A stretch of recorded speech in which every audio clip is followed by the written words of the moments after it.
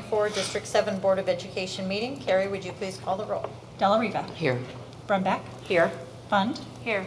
Sanderson. Here. Patey. Here. Ahart. Proctor. Here. Gerarder. Here. Bertles. Here.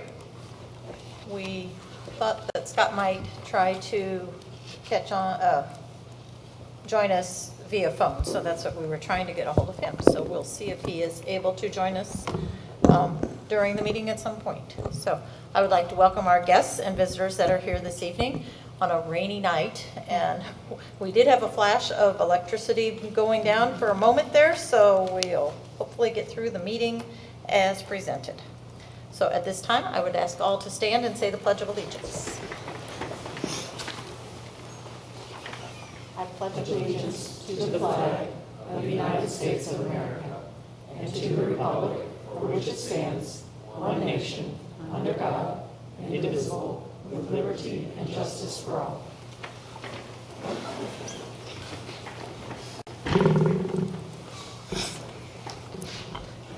I will entertain a motion to approve the September 23rd, 2024 agenda as it has been presented this evening. So moved. Second. And questions? Please call the roll. Fund. Yes. Della Riva. Yes. Brumback. Yes. Sanderson. Yes. Patey. Yes. Bertles. Yes. I will entertain a motion to approve the minutes of the board's executive closed session meeting held on August 26th, 2024. Move for approval.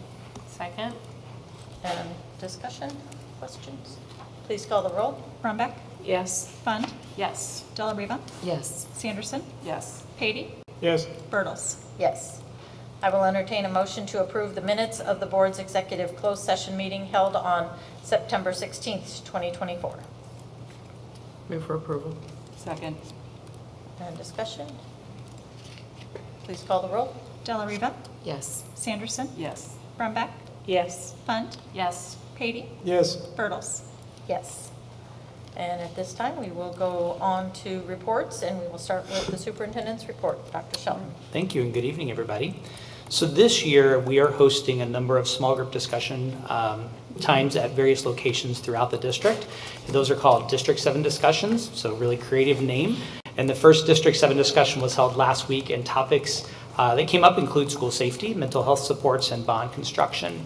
At each of the sessions, I'm also asking for feedback related to the potential for a 7-period day at the high school, as well as changing school start times, which have both been things that the board has discussed previously and that we're looking for feedback on. So we've got some additional time scheduled throughout the first semester, and if you'd like to RSVP for one of those, we do try to keep those in small groups.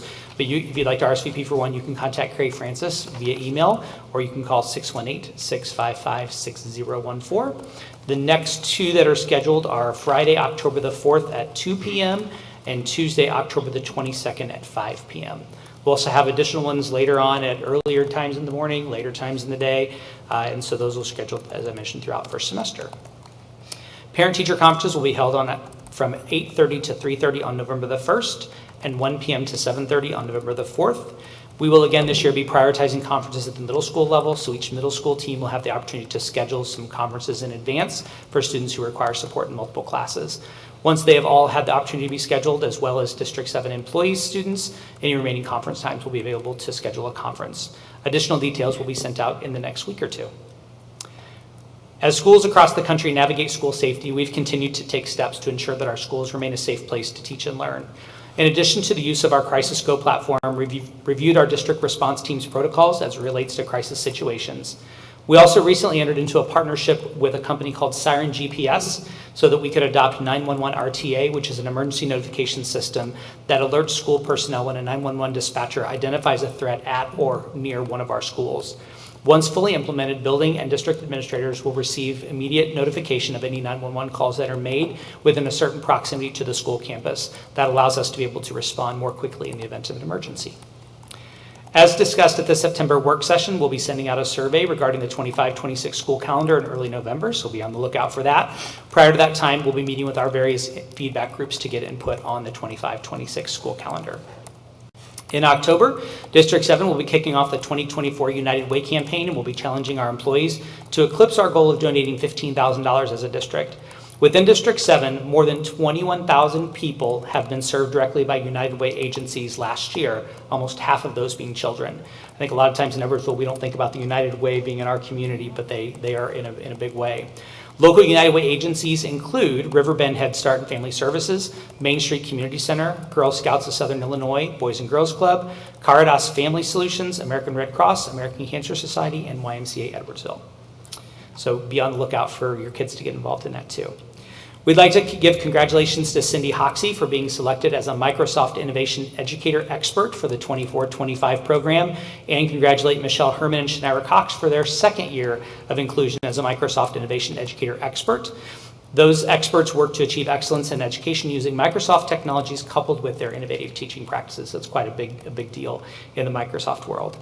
And finally, graduation has been set for Sunday, June the 1st at 1 p.m. at SIUE Vidal Center. This is the only year it will be held at SIUE, so we are moving it back to the high school once construction is completed, and more information will be sent out to graduating seniors and families as it becomes available. That's all I have for this evening.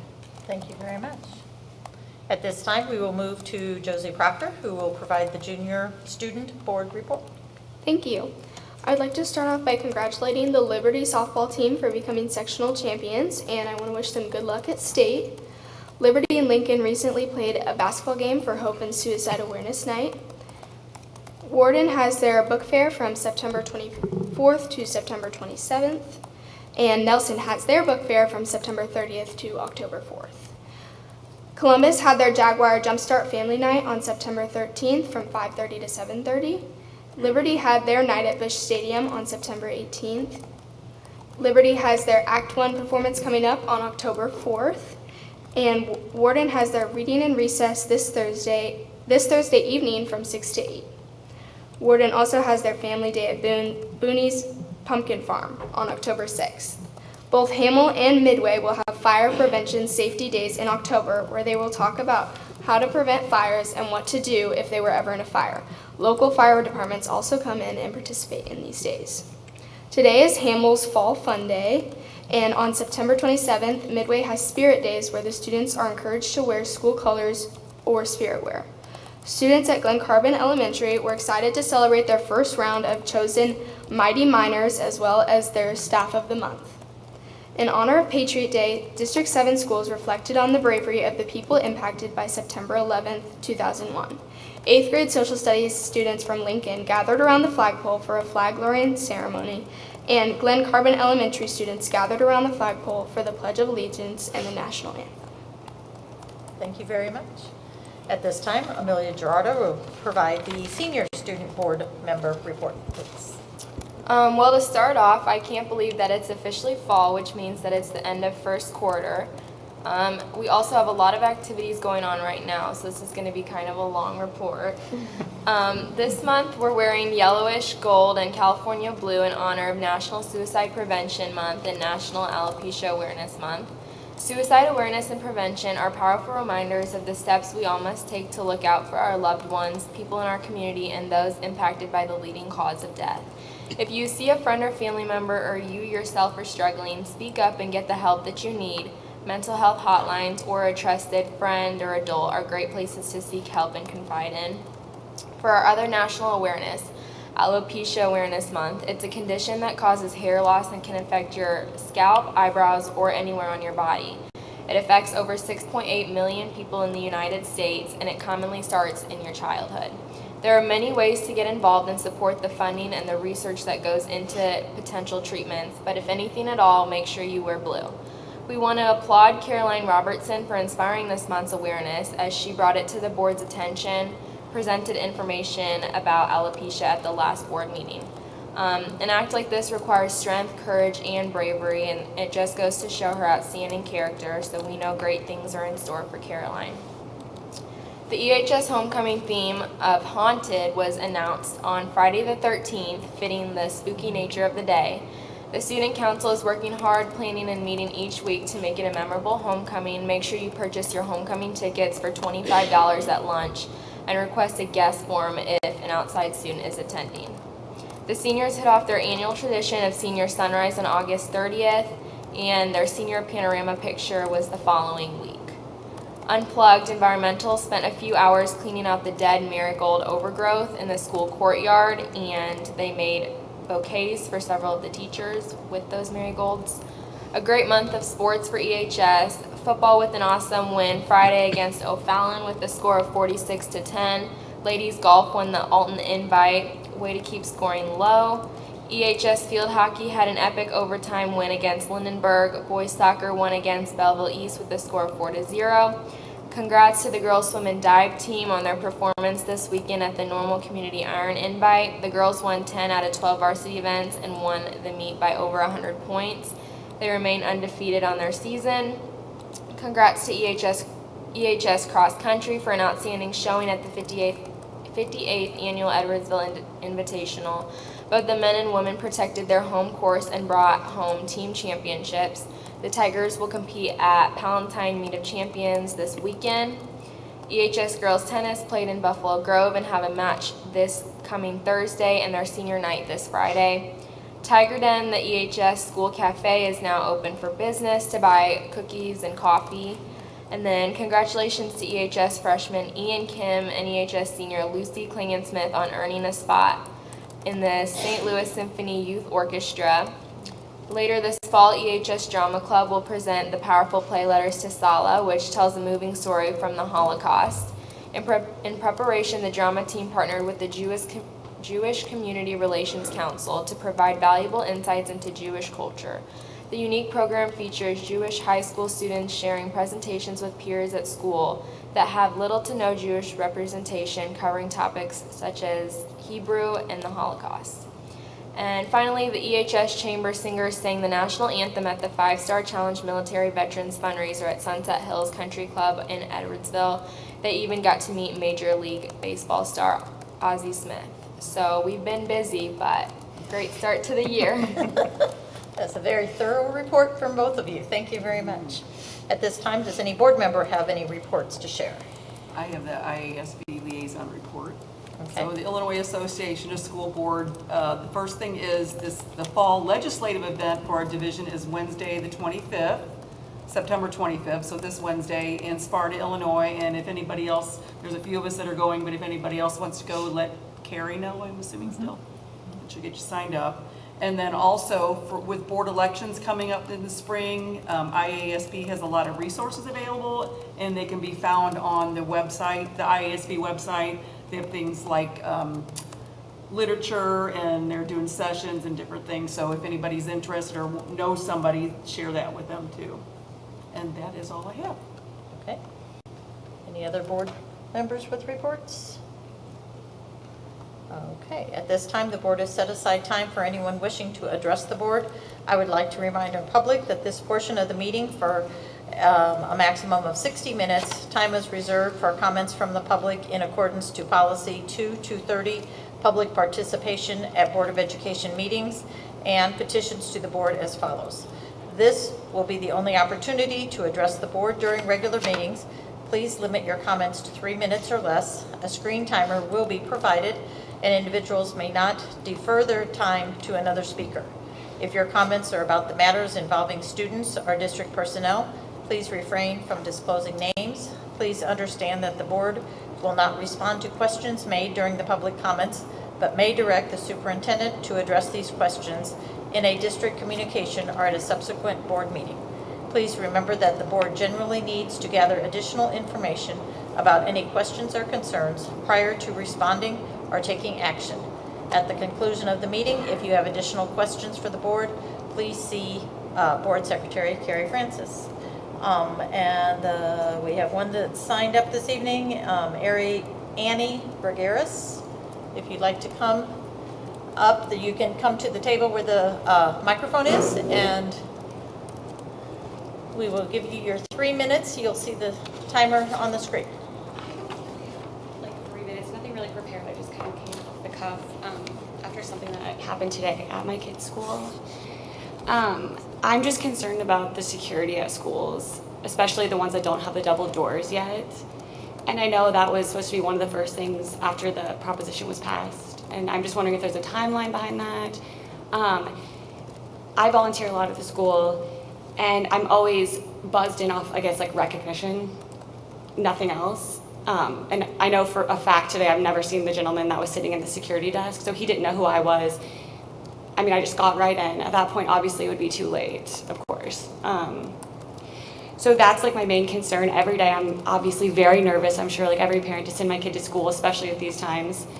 And I just don't feel, and I know a lot of other moms, like a couple of my mom friends who have their kids at Columbus, they said the same thing. They go to school, they get buzzed right in, they're talking to a security guard like me and you.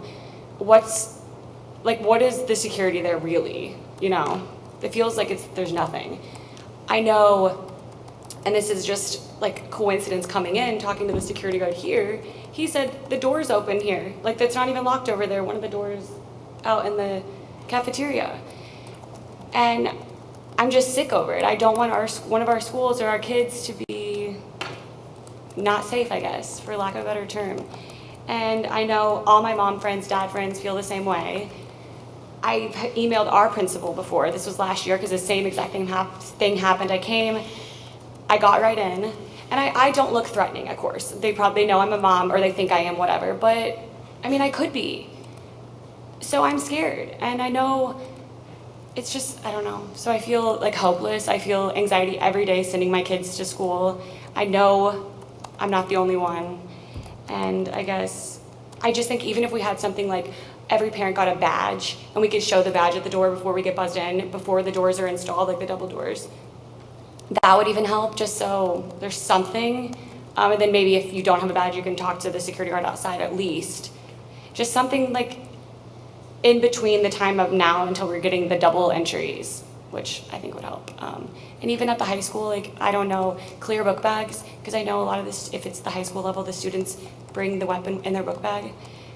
And I feel like, yeah, that's infringing on like rights and stuff, but I think we're all scared and we're all sick of feeling like this, and just even little things. And I know you guys are doing your best and it's hard and there's no right answer, but yeah. So that's it. Okay, thank you very much. Would anyone else like to speak before? That was the only one that we had signed up.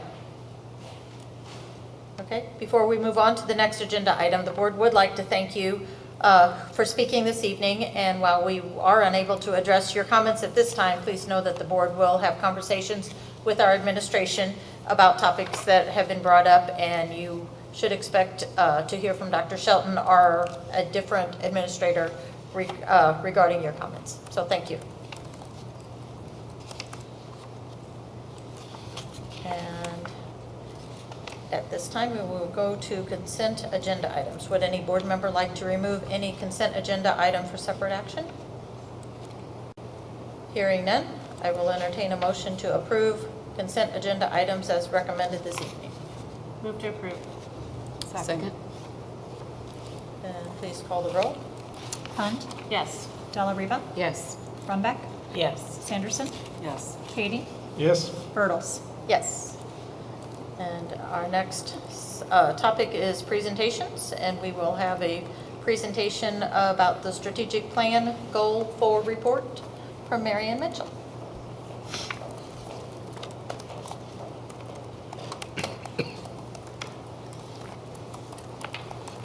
Good evening, President Bertles, Dr. Shelton, and the Board of Education. I'm going to kind of go over what I went over earlier this month with Goal 4 in a shortened format here.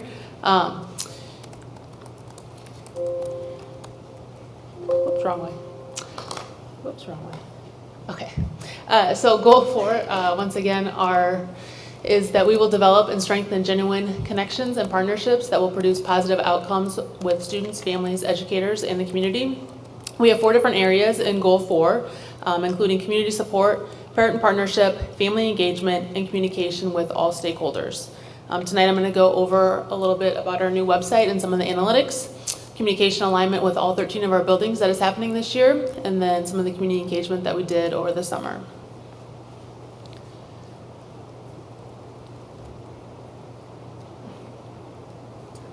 Okay, as you know, we launched a new website a little over 9 months ago on December 11th last year.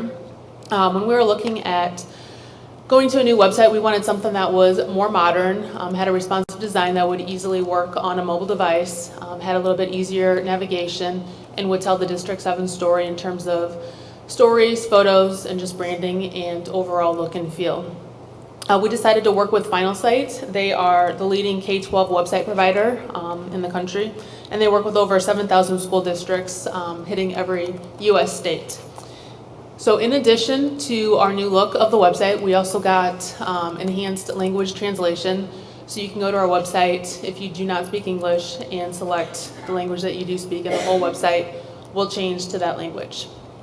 We also have calendars that are a little bit more easy to use and a little bit flexible, and you can sync them to your iPhone calendar as well. And one other thing we got was the ability to track Google Analytics with the new website. So now we can kind of see how many people are using the website, what they're doing there. This is kind of a quick snapshot. Since we launched, at this time we're averaging over 18,000 users per month, and a user is somebody who has visited your website. We do have a setting on there that does block internal users, so that should be all outside visitors, that right there. You can see that we just went over the 1 million view mark not too long ago. Again, this is since we launched, so since December. You can kind of see the little ebbs and flows there of different peaks and valleys. The first one there in January was when we had our first e-learning day, and we had sent people to the website for information on e-learning. On the weekends is kind of when our dips happen. On the Fridays and Saturdays, we don't have as many users, obviously, on the weekends. Right here, you can kind of see some of the top pages since we launched. Obviously, our homepage is the top, but then after that, it's the PowerSchool parent portal, as well as the calendar. And when you go through the Google Analytics, you can break it up by month, week, day, however you want, different segments. But it's always been PowerSchool, parent portal, and calendar are always kind of our top two that people are going to visit. We can also see how people are accessing our website, and you can see that over 60% are using our website on their mobile device, which kind of is telling when we said we wanted something that was mobile responsive as well. So you can see that people are using it on their mobile device quite often. And then we can also see how people got there to our website. If they're just doing an organic search on a site like Google or Yahoo or Bing, if they're going there directly from a URL, whether it's in a communication that we send or something that a principal sends, if it's a link from a Facebook page, one of either the district or one of the schools.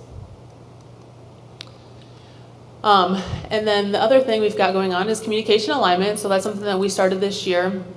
If you are a parent in the district and you have multiple kids, you will notice that you are now getting all of our school weekly newsletters that come on Sunday at 5 p.m. We put this together this summer as a way to get all families the same information in a structured format. A lot of our schools were doing newsletters, but they were all a little bit different. Weren't always consistent, weren't always having the same information, and so families would hear things differently or at different times. So we put together this little format, aligned it for this school year. And we are using S'more. This is a user-friendly platform for creating visually appealing newsletters. Kind of like when you look on social media, you go top to bottom, especially on Facebook. Same thing with our newsletters. It goes top to bottom, so you're not kind of scrolling all over the page to get your information. The great thing about S'more as well is that it allows for a consistent format while giving each school the flexibility to tell its unique story. And that's one thing we didn't want to lose, is that each school could have we still wanted them to have the ability to tell their own story, because there are still 13 unique different schools. And again, translation, when you receive the newsletter from your school, you can hit the translate button and put it in any language that you want as well. So kind of the format of our newsletters, again, they're all the same. Schools can put in the same information that they want, or the information they want to tailor to their school, but there's that calendar of upcoming events and dates, so families know what is coming up that upcoming week. Then we've got this week's highlights, the know, what parents should know, do if there's anything that parents should do for their students or the school for that upcoming week, and then connect, how they can connect with other families, with the school. School news is anything that is happening in their school. Around the school is kind of some highlights of things that are going on in their school, whether it be a lesson that a teacher taught or a fun activity that they might be doing.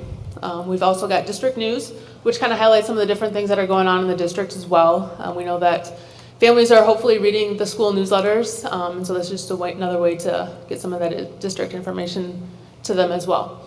And like I said, these come out on Sunday at 5 p.m.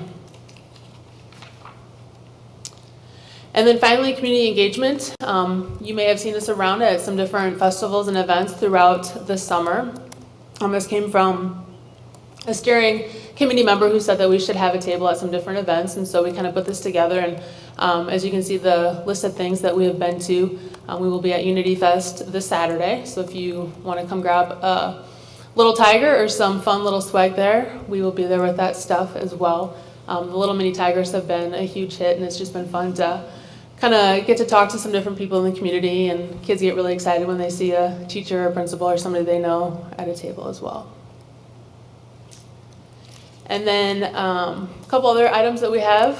The District 7 Digest, we sent this out last winter to all District 7 households, including those families, including those people that do not have students in the district, just to kind of keep them up to date with what's going on in the district. And right now we are working on the District 7 e-news. We currently have 16 people signed up for that. And right now we're just sending the board summary reports, but here hopefully in a couple months we'll actually have an actual newsletter with some other information of things that are going on in the district and at schools to share with families and community members as well. Thank you.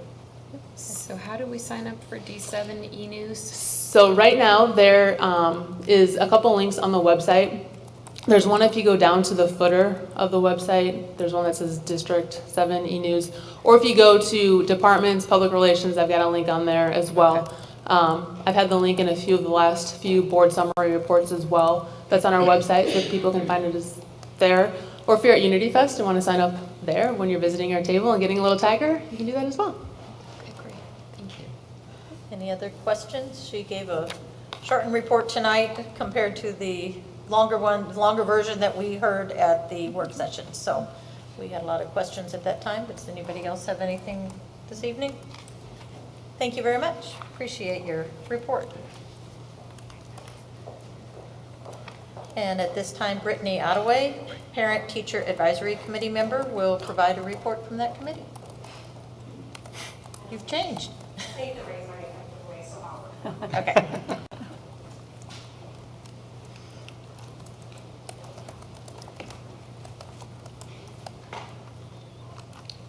Good evening, Ms. Bertels, Dr. Shelton, and the members of the board. Thank you for the opportunity to speak on behalf of the Parent Teacher Advisory Committee. Again, I'm Andrea Grodefin, the Director of Special Education. I facilitate the committee, but our staff member who is coming is not here, and I think it's probably because of the rain. We held our very first meeting of the year on September 3rd of this month. With several new members in attendance, we began by introducing ourselves and discussing the connections we have with District 7.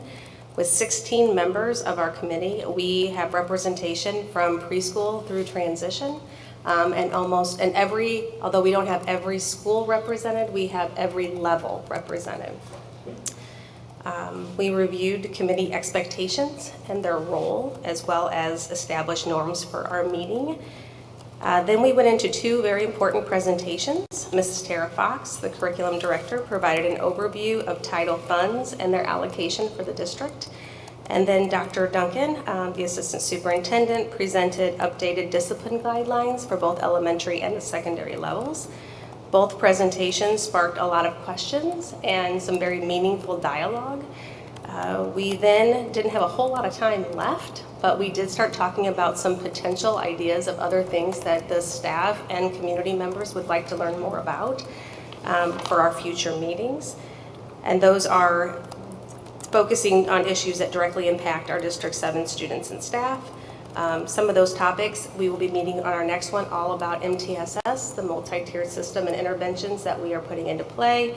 Some other things were questions about maybe reviewing some more data, like 5 Essentials and the youth survey, as well as discussions about instructional coaches and like what their potential role is in the district. So it was a very good meeting. It was well attended, and we're pretty excited.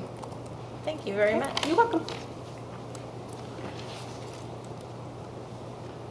And Terry Della Riva, Finance Committee Chairperson, will you provide a report this evening?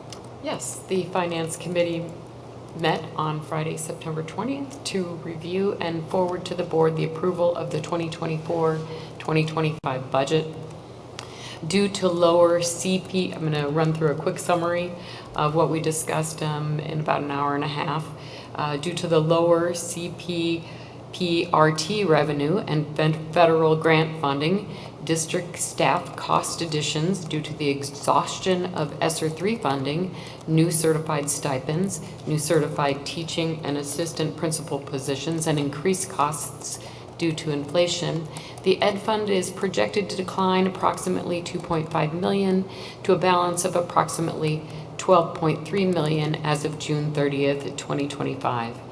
As of June 30th, 2024, the Board of Education established a $1 million committed fund balance in the Operations and Maintenance Fund for the following purposes: Columbus Elementary School playground renovation and various parking lot projects.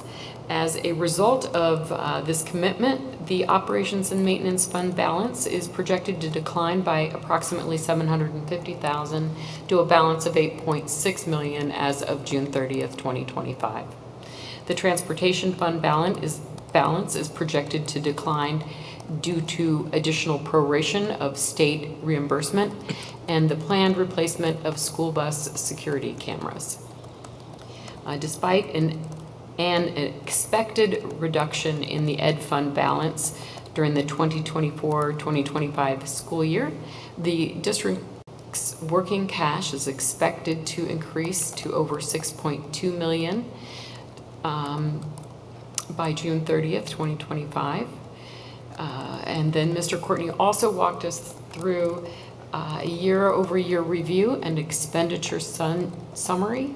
Honcamp, the accounting firm that has been acquired or that has acquired Showalter and Jabori, our longtime accounting firm partners, has completed their audit, and that will be provided at the October 28th, 2024 board meeting. The committee will also be reviewing bond project costs in October. And that sums it up for right now. Any more questions, I would ask that you would direct those to Mr. Courtney. But we will have that board approval request that's on the agenda tonight.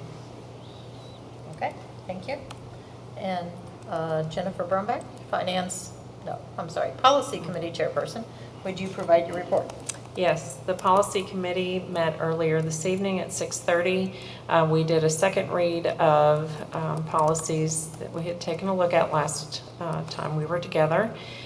We did have a conversation regarding the committee's policy, specifically surrounding the Citizens Advisory Committee, and have a recommendation to make to the board for their vote. We also had our first read of a next set of policies. First was a policy about external research. In the day of data and always wanting to get more information, district administration felt it was important that we have a policy around external research, and the committee met regarding that. Then we had 5 policies that had to respond to change in Title IX. We know that we've got policies under uniform grievance where Title IX references have been removed and replaced in another policy. So that policy, Title IX, access to educational programming, is discrimination is redefined as based on sex.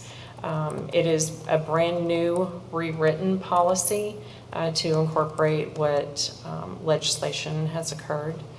Then also other ripple effects policy regarding harassment of students. It's no longer just considered sexual harassment, it's sex-based harassment.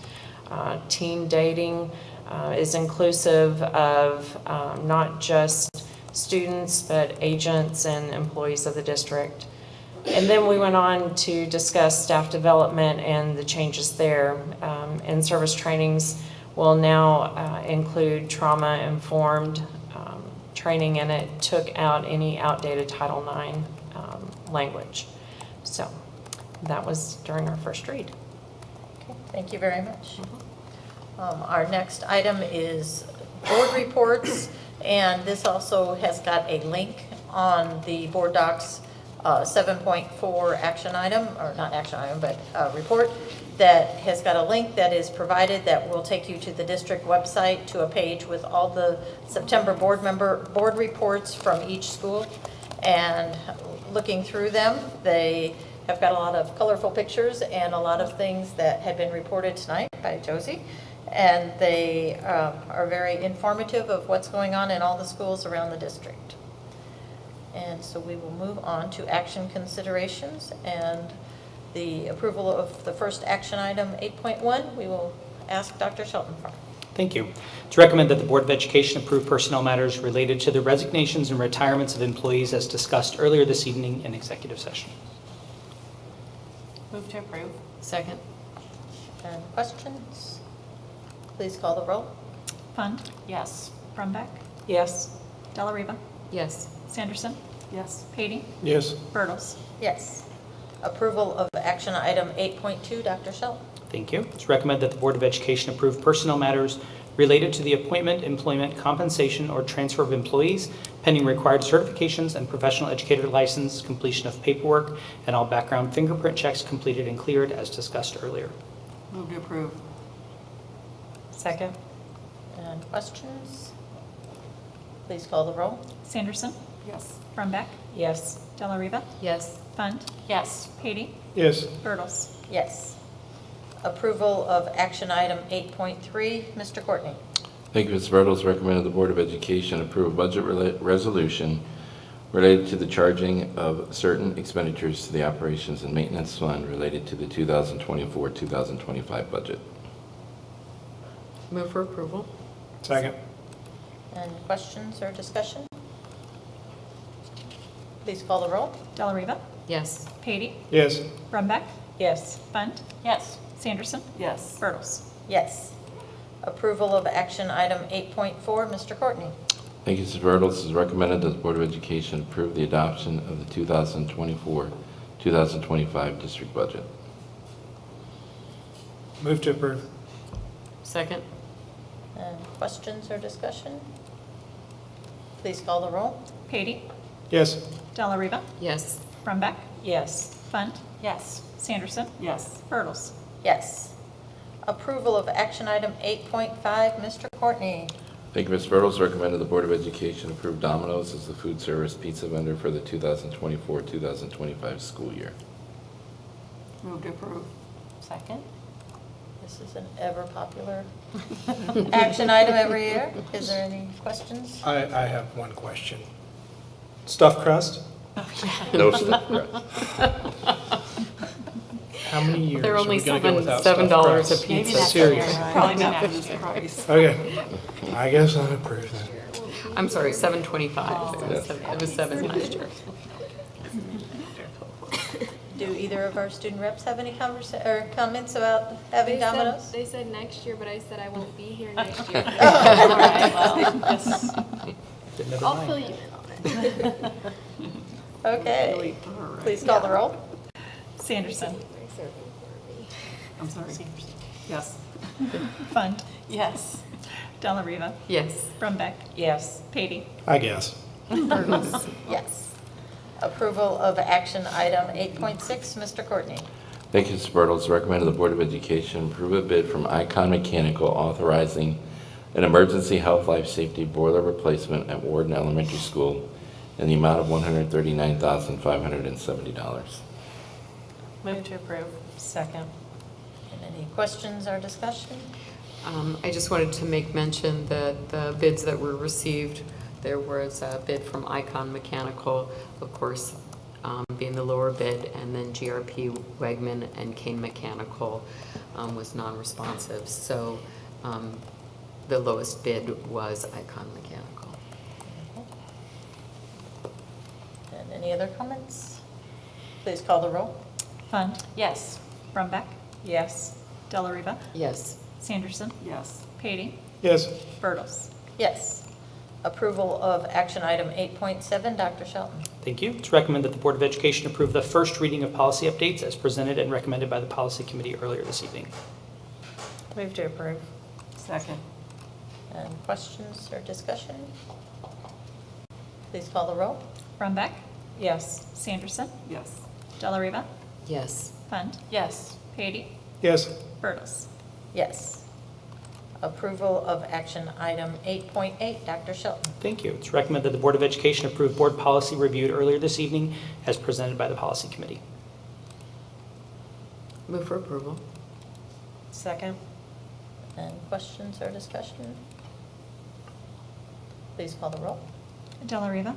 Yes. Brumback. Yes. Fund. Yes. Sanderson. Yes. Patey. Yes. Birtles. Yes. Would any board member like to make any other announcements this evening?